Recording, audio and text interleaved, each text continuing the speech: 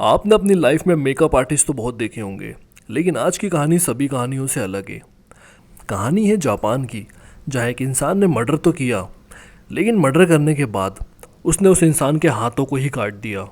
आखिरकार उसने ऐसा क्यों किया, ये तो कहानी देखने के बाद ही पता चलेगा। कहानी शुरू होती है सन 2020 से। ये कहानी अभी हाल ही की है। एक ही मोहल्ले में दो लड़कियां रहा करती थी, जिनका नाम था चियो और अयाको माई। ये दोनों छोटे थे तो स्कूल भी साथ जाया करते थे और दोनों लंच भी साथ बैठ के किया करते थे। दोनों एक तरह से बेस्ट फ्रेंड थे। स्कूल लाइफ में चियो होनहार थी, उसे हर चीज़ में अटेंशन लेना बहुत पसंद था। अयाको माई पढ़ाई में डफर थी, कमज़ोर थी। पढ़ाई को छोड़कर उसका फालतू कामों में ज़्यादा दिल लगता था, जैसे कि मेकअप करना या डांस करना या ड्राइंग बनाना वगैरह वगैरह। टीचर बुरी क्लास में चियो का हवाला देकर बच्चों को ये समझाती है कि इस तरह स्टूडेंट बनो, इस तरह पढ़ाई लिखाई किया करो। स्कूल का लास्ट ईयर चल रहा था, तभी एक फंक्शन होता है जिसमें चियो की तबीयत ठीक नहीं रहती, तो वो इस डांस कंपटीशन में हिस्सा नहीं लेती।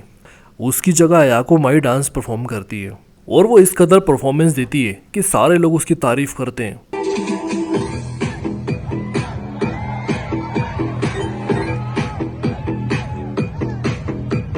जब सब लोग उसकी तारीफ करते हैं तो उसको सबका अटेंशन मिलता है, लेकिन चियो को अच्छा नहीं लगता। बेशक चियो पढ़ाई में बेहतर थी सभी स्टूडेंट से, लेकिन इसका ये बिल्कुल मतलब नहीं कि वो हर चीज़ में बेस्ट हो। यहाँ पर बाजी अयाको माई मार ले जाती है। सन 2020 आ जाता है। ये दोनों बड़े हो चुके हैं। दोनों की उम्र लगभग 25 से 26 के आसपास की होती है। एक तरफ इंडिया में टिकटॉक बैन हो गया था क्योंकि ये सेफ नहीं था, तो गवर्नमेंट ने इंडिया में इसको बैन कर दिया था। दूसरी तरफ जापान में लाइक और फॉलो का कंपटीशन चल रहा था। चियो और अयाको माई दोनों एक ही मोहल्ले में घर के आसपास ही रहा करते थे। दोनों को वीडियो बनाना बहुत पसंद होता है। अयाको माई बहुत टैलेंटेड रहती है। उसको मेकअप करना इतना पसंद होता है कि वो मेकअप से अपने हाथ पैरों का इस तरह मेकअप करती है कि सामने वाले को लगता है कि चोट का निशान है या किसी जानवर ने काट लिया है। वो इस तरह का मेकअप किया करती थी, जो कि देखने में एकदम असली लगता था। अगर कोई नया इंसान देख ले, उसकी कलाकारी उसका मेकअप देखकर ही डर जाए, इतना रियलिस्टिक लगता था। अयाको माई बहुत गरीब रहती है, तो वो सोशल मीडिया में अपने मेकअप का वीडियो बनाती थी और रोज़ अपलोड कर देती थी, और देखते ही देखते उसने अपने टैलेंट के बल पर अच्छे फॉलोवर बढ़ा लिए थे। वो टिकटॉक से अच्छा पैसा कमाने लगी थी। उसने टिकटॉक के पैसे से एक नई कार खरीद ली थी। लोग उसके फ़ैन बन गए थे। लोग फ़ोटो और वीडियो बनाने के लिए उसके घर आया करते थे। वो अब एक प्रोफेशनल आर्टिस्ट बन चुकी थी। चियो भी वीडियोस बनाया करती थी, लेकिन उसके फॉलोवर बढ़ नहीं रहे थे क्योंकि उसको मेकअप करना ठीक से आता नहीं था। वो जो भी डिज़ाइन बनाती वो एकदम नकली लगता, जैसे किसी बच्चे ने बनाया हो। और जब वो अपना मेकअप का वीडियो टिकटॉक पर डालती तो कुछ ही देर के बाद लोग उसे गालियाँ बकने लगते कि ये क्या बना दिया, एकदम बकवास, एकदम घटिया। लोग उसे डीमोटिवेट कर रहे थे, जो उसे अच्छा नहीं लग रहा था। और जब वो अयाको माई का प्रोफाइल खोलती तो लोग बहुत प्यारे प्यारे मैसेज उसके लिए लिखते थे, जैसे you are my inspiration, you are the great, best videos, इस तरह के मैसेज किया करते थे। एक दिन अयाको माई बाजार में सामान खरीदने गई थी, तभी उसे ऐसा लगता है कि उसका कोई पीछा कर रहा है, लेकिन जब वो पीछे मुड़कर देखती है तो वहाँ पर कोई नहीं होता। ऐसा उसके साथ कई बार होता है, कभी बाजार जाते वक्त या कभी मॉल घूमते वक्त। उसे हर पल ऐसा लगता था कि उसका कोई पीछा कर रहा है। उसने ये बात अपनी माँ को भी बताई। माँ ने कहा कि कोई तेरा फैन होगा जो कि सेल्फी लेने के लिए या फोटो लेने के लिए तेरे पीछे आया होगा, और कौन हो सकता है, तुम ज़्यादा मत सोचो और सो जाओ। ये बोल के उसकी माँ उसको सुला देती है। फिर अगले ही दिन ऐसा होता है। उसे लगता है कि फिर उसका कोई पीछा कर रहा है। इस बार वो उसे पकड़ लेती है, लेकिन वो उसका फैन होता है जो कि ऑटोग्राफ लेने के लिए, सेल्फी लेने के लिए अयाको माई के पीछे आया होता है। अयाको माई उसे जाने देती है और उसके साथ एक फोटो भी खिंचवाती है। 16 जुलाई 2020 को अयाको माई कहीं से घूम कर आ रही थी। उसके घर के पास ही में 100 मीटर की दूरी पर एक गली होती है। वो वहीं से शॉर्टकट लेती थी ताकि घर जल्दी पहुंच सके, लेकिन उसका कोई पीछा कर रहा था। जैसे ही वो पीछे पलटती है, उस पर कोई हमला कर देता है और वो बेसुध होकर नीचे गिर जाती है। वो शख्स उसे घसीट कर अंधेरे में ले जाता है। वो बेहोश होती है और बेहोशी में ही वो शख्स कुल्हाड़ी से उसके दोनों हाथ काट देता है। उसे लगता है कि वो मर गई है और वो वहां से उसे छोड़कर भाग जाता है। उस गली में कब ज्यादा लोग निकलते हैं, कब भीड़ होती है, उसे ये बात अच्छे से पता थी। उस गली में किसके ऊपर हमला हुआ है ये पता बिल्कुल नहीं चलता अगर एक कुत्ता अयाको माई का कटा हुआ हाथ लेकर गली से बाहर नहीं निकलता। कुत्ते के मुंह में हाथ देखकर लोग पुलिस को फ़ोन कर देते हैं। पुलिस तुरंत हरकत में आती है। रोड पर खून की बूंद देखकर पुलिस गली के अंदर आती है और देखती है कि एक लड़की अधमरी हालत में पड़ी हुई है। वो तुरंत एम्बुलेंस को कॉल करके बुलाते हैं। पुलिस कुत्ते के मुंह से कटा हुआ हाथ को ले लेते हैं। जब पुलिस उसके कटे हुए हाथ को उठाते हैं तो उसके हाथ की उंगलियां चल रही होती है। उसके कटे हुए हाथ में जान थी।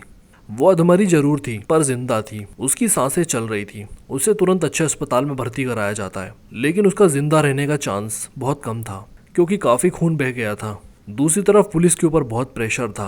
ये केस बहुत हाईलाइट हो गया था।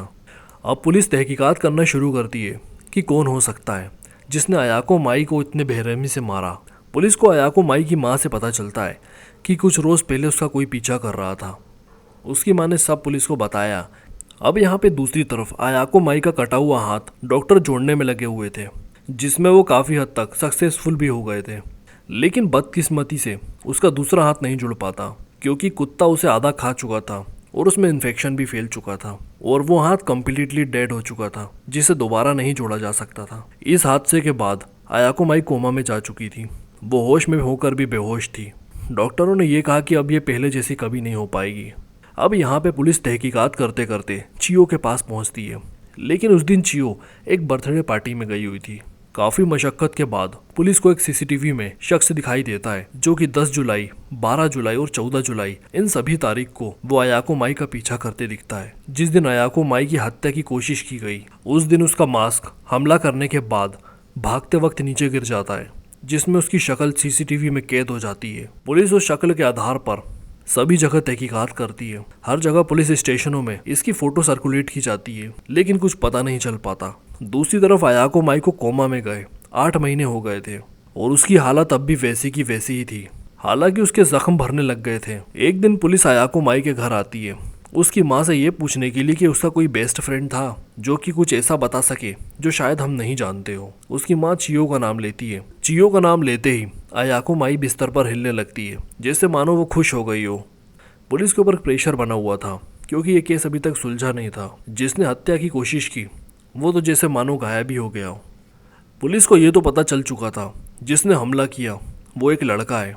पुलिस चियो के पास जाती है और पूछती है कि क्या अयाको माई का कोई बॉयफ्रेंड था जिसे वो पसंद करती हो और उसने शायद ये सब किया हो। चियो बोलती है मैं नहीं जानती।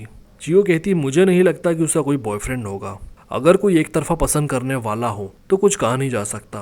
पुलिस अपने जूनियर ऑफिसर से कहती है कोई तो है जो हमें गुमराह करने की कोशिश कर रहा है। पुलिस कहती है कि एक बार फिर से शुरू से छानबीन हमें करनी पड़ेगी, कुछ तो मिस हम कर रहे हैं। पुलिस गौर से 4 से 5 बार सीसीटीवी को देखती है। बार बार सीसीटीवी फुटेज देखने के दौरान पुलिस को यह लगता है कि कातिल ने अपने चेहरे को जानबूझकर दिखाने की कोशिश की है, पर उसने ऐसा क्यों किया। थोड़ा और जूम करके देखने पर पता चलता है कि कातिल के हाथ की कलाई पर एक स्टार बना है जो कि एक टैटू जैसा लग रहा था और सेम ऐसा ही टैटू पुलिस ने चियो के हाथ की कलाई पर भी देखा था जब पुलिस हाल ही में उससे पूछताछ करने के लिए गई थी। पुलिस को लगा कि ये इत्तेफाक तो नहीं हो सकता, कुछ न कुछ तो कनेक्शन है। पुलिस पता लगाती है कहीं चियो का कोई बॉयफ्रेंड तो नहीं जिसने यह काम किया हो। एक तो जापान जैसी कंट्री में पुलिस डायरेक्ट किसी के घर तलाशी नहीं लेती। पुख्ता सबूत या फिर यकीन हो तो ही किसी के घर के मालिक से बात करके तलाशी ली जाती है। पुलिस की सुई घूम फिर के चियो के पास ही आकर रुक रही थी। पुलिस को यह भी याद आता है कि जब पुलिस अयाको माई के घर गई थी तो चियो का नाम लेते ही अयाको माई हिलने लगी थी। पुलिस ने उस बात को अनदेखा कर दिया था। पुलिस समझ गई थी दाल में कुछ न कुछ तो काला है। कातिल तक पहुंचना है तो पहले चियो से सच्चाई उगलवानी पड़ेगी। ये कुछ न कुछ तो जानती है। चियो पर 24 घंटे नजर रखी जाती है, लेकिन कुछ हाथ नहीं लग रहा था। अब पुलिस सर्च वारंट निकलवाती है और संडे के दिन उसके घर पर आ जाती है। पुलिस इस बार पूरी टीम के साथ आई थी। थोड़ी देर तक घर की तलाशी लेने के बाद उसके घर के गार्डन से तेज धारदार हथियार निकलता है जो कि पुलिस को मिल जाता है, जिसमें खून भी लगा हुआ था। चियो बोलती है कि इससे हम सुअर का गोश्त काटते हैं और कुछ भी नहीं।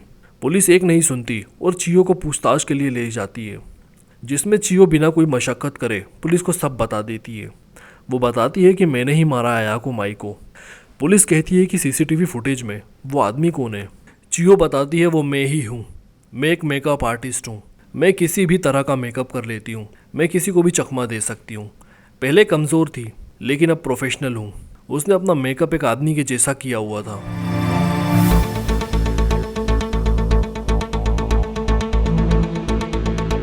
और उस दिन कैमरे के सामने उसने जानबूझकर अपना चेहरा दिखाया था ताकि पुलिस को ये लगे कि हत्या करने वाला कोई आदमी है। उसने कपड़े भी आदमी के जैसे पहने हुए थे। ये सुनते ही पुलिस हक्का बक्का रह जाती है। उन्हें अपनी आंखों में बिलीव नहीं होता कि ऐसा कैसे हो सकता है। यहाँ पर एक परफेक्ट क्राइम करने की कोशिश की गई थी लेकिन नाकामयाब रही। उसके घर से जो हथियार मिला था उसकी रिपोर्ट आने के बाद पता चलता है कि जो खून लगा था वो अयाको माई का ही था।